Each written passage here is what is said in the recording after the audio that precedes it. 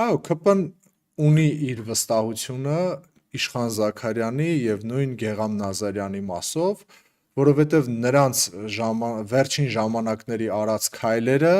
միանշանակ ցույց են տալիս նրան, որ Նիկոլ Փաշինյանին դեմ ոչինչ չեն անելու, չգիտեմ կողմ կանեն թե չեն անի քայլեր, բայց որ դեմ ոչինչ չեն անելու, դա արտահայտվում է իրենց խոսքով։ Գեգամ Նազարյանի մասով ես էլ չեմ ուզենա հստակ նրան մեղադրել ոչ մի բանում, բայց իր խոսքերը իմ եւ ձեր փոխարեն հաստատ նրան մեղադրում են։ Նա միայն այն խոսքը, որ նա ասեց, որ որդիս երազում եկել է եւ ասել է, որ ներեմ նրան, դա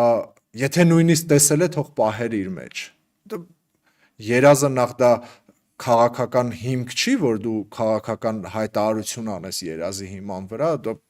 վերջի վերջո դուք ազգային ժողովի падգամավոր եք, էլի, հասկանում եմ, որ հիմա երկրում ամեն ինչ